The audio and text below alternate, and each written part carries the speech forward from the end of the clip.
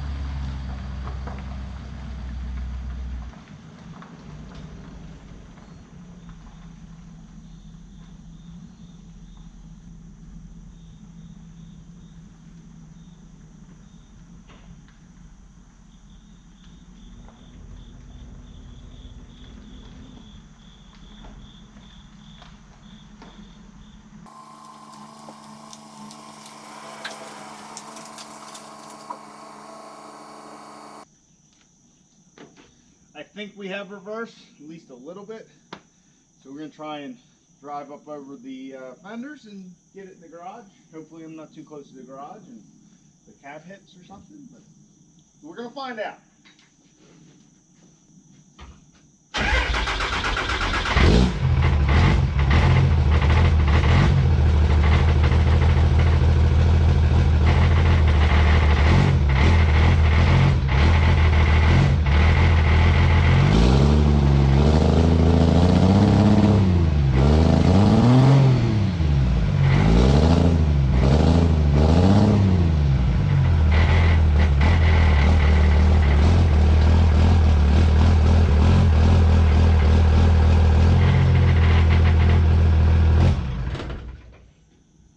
We have a little bit of reverse, but it's not enough to climb up them fenders. So I'm gonna put the stock wheels on the front, see if we can then get it off the trailer.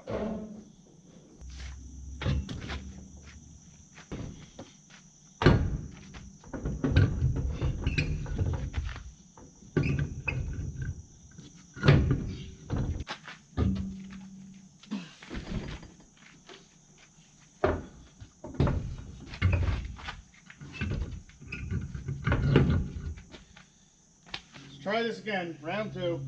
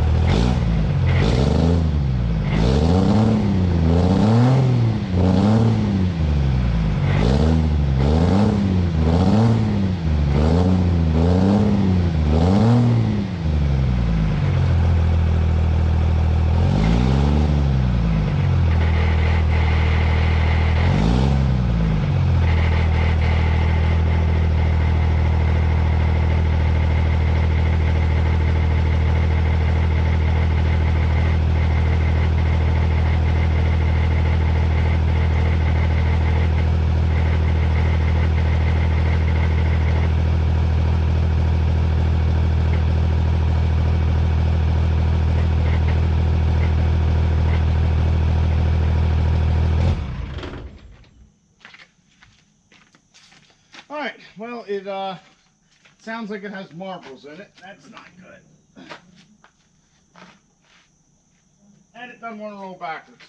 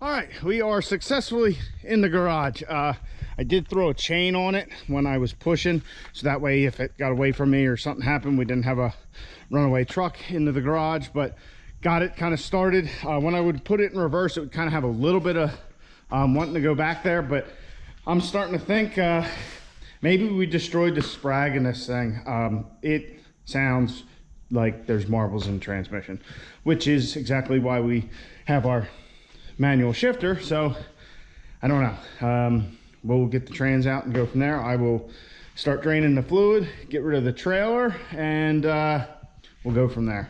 All right, so trailer is taken care of. Now we can focus on the drag truck.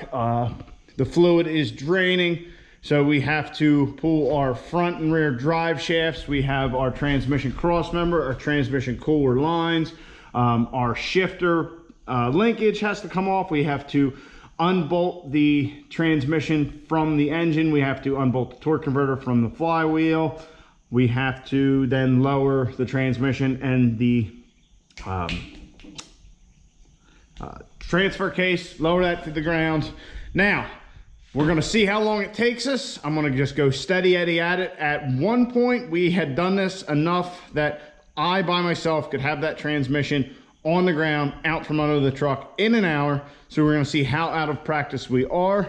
It is currently 2:54. So with any luck, by 4 o'clock, the transmission will be out and on the ground.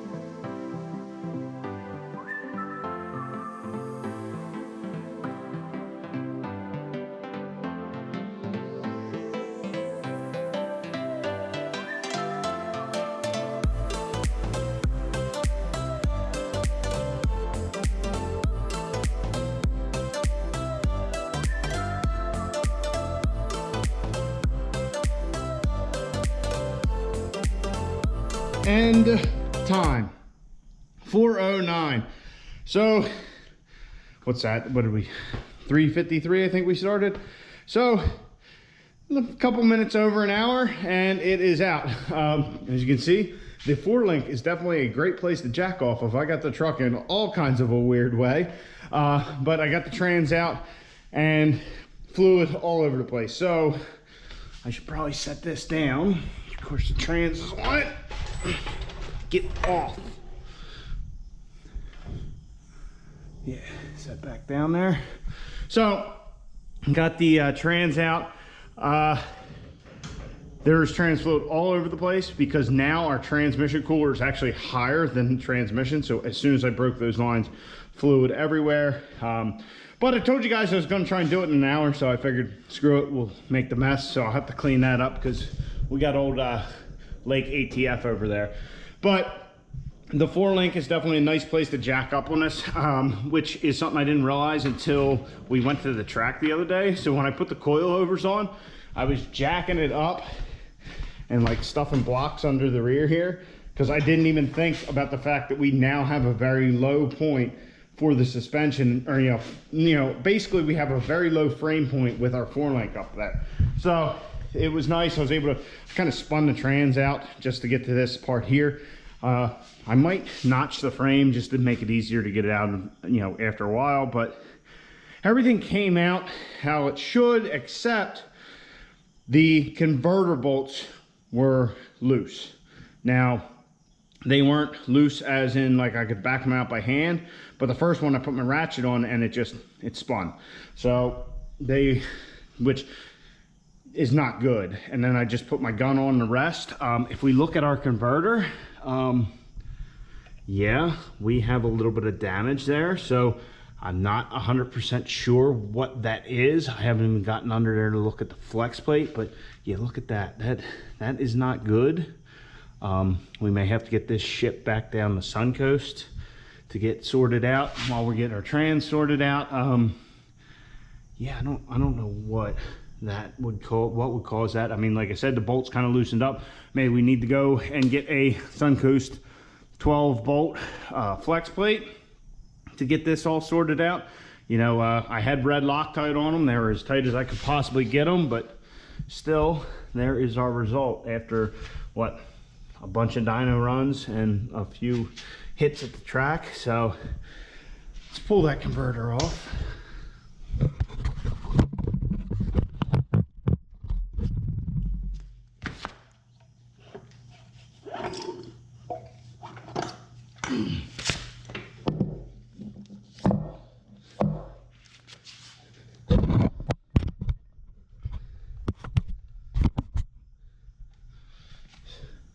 So our sensor shaft still looks like it's in good shape, which does not really surprise me. I mean, these things are solid after all, but everything there looks normal. I haven't decided yet whether to pull a pan or just take it to John and let him figure it all out. Let me look at the flex plate. So due to Lake ATF here, I'm not going to get any closer to it. But from the looks of it, we have, you know, corresponding metal rub marks, if you will, next to all the bolt holes on the flex plate. So we're gonna have to probably do something different.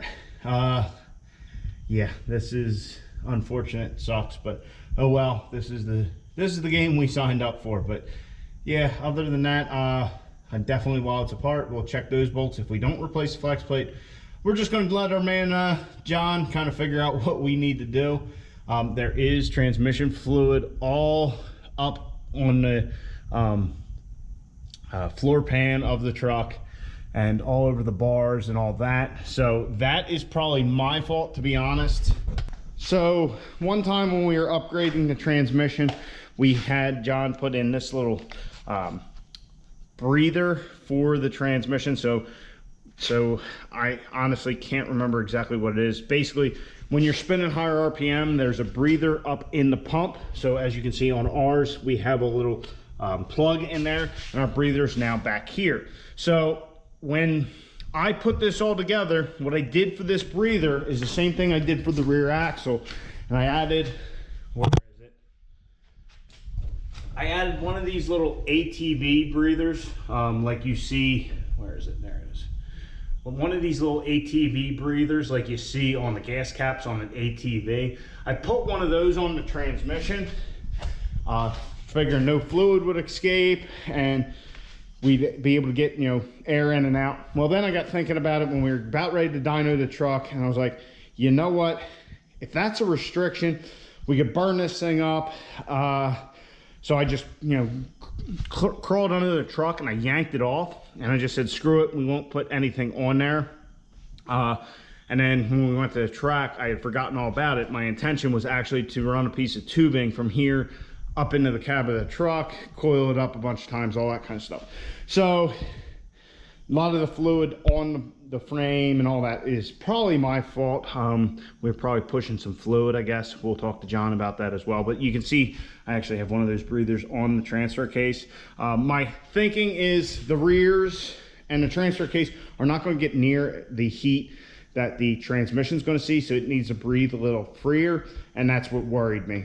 Also, all this transmission fluid on the transfer case, I think that's from our cooler lines, because when I pulled them off, Lake ATF over here. So, all right, I gotta get this ATF cleaned up. I'll get back with you guys in just a few moments.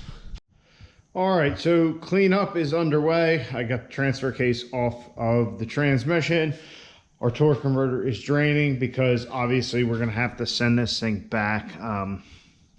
That's just not good. We want to get kind of a complete failure analysis on everything. I talked to our guys at Muldoon's, so we have an appointment next week to go kind of look at this thing and hopefully figure out what's going on. But we're gonna have to send the converter out to Suncoast because, hey, if any trash got in it, whatever, plus, you know, our cover's all messed up, just figure out what's going on with the whole kit and caboodle. We do have other work to do to the truck, you know, stuff we found while we were down there. So it's not that big a deal. I'm gonna definitely tell John, like, hey, I think everything will probably stem from the converter, you know, sending this down to Florida, which I was just a couple miles away from Suncoast. So that's kind of unfortunate, but it is what it is. It's just kind of ironic. It's not unfortunate, it's ironic. I was literally like 15 minutes from Suncoast all week long. So anyway, the converter's got to go back. It's got to get checked out, all that. Also, the transmission, I think it's probably the sprag or something. It sounds like it's got marbles or it's got something in it. So it's, if we don't need a case for the transmission, we're doing phenomenal. But I have a strong suspicion we probably are going to need a new case for this thing. So if you have a 48 or 47 RE case, I don't need the overdrive housing, I don't think, but if you got a case, let me know down in the comments, or you know, hit me up on Instagram or something like that. I'm going to be looking for a case, is my thought. It is what it is. You know, we're playing this high horsepower game, or we're trying to, and these things happen. So we're gonna make upgrades where we can, change what we're doing if we need to, whatever. One thing, if it is a sprag in the back, we're launching. If you watch the previous video, every time I launched in manual first and then hit the shifter up to drive and let the anteater take over. So we were doing everything we could to try and save the sprag. Hey, and maybe I'm completely wrong and it's just something else, and it was, you know, I was just hearing other noises. I don't know. We're going to find out. We're going to let our people, you know, do what they do. There is a reason that we use somebody for our engine, our computer, and our transmission, because those are things that I want to make sure that those things are right. I don't want to, you know, like the cage. I did the cage. I can cut things out, weld new things in. That's not a big deal. But this stuff, that's why we chose the people we chose. That's why we deal with these people. And that's why they are part of the race truck build. So anyway, like I said, this is no fault of Muldoon's or anybody's. I mean, the more you guys, you get into this kind of world, this is a constant thing. These 48 REs, you can only put like 200 pounds of line pressure to them, and they don't like it. You know, we are trying to shove 2,000 horsepower through this thing where the gas world long ago said that transmission's only, which Torque Flight 727, is only good for like 800 horsepower. So we're trying to do stuff gas world long ago said you can't do that. But we have to stick with the 48 RE because I still want to run quarter mile. I want to take it to Cecil and see what we can get for a quarter mile time. If we were doing strictly 8th mile, then we would be having the conversation of possibly switching over to a turbo 400. Just go to that 3-speed life, but then you lose that quarter mile, you know, capability because you just run out of RPM with these diesel engines. So anyway, guys, I know I'm rambling here. I still have a lot of cleanup to do. Basically all the tools that I took to Florida with me, I just dumped on the floor here so we could get this project done, and then made a big mess just trying to get it done in, you know, a very short time period. But anyway, I hope you enjoyed. I hope we get this thing sorted out here shortly because I want to take it to the track because this thing is running so good. Man, this thing is, it's an animal. So anyway, guys, I hope you enjoyed. Please like the video, subscribe down below. Catch you guys in the next one. Get out in your garage, get the wrench on your truck.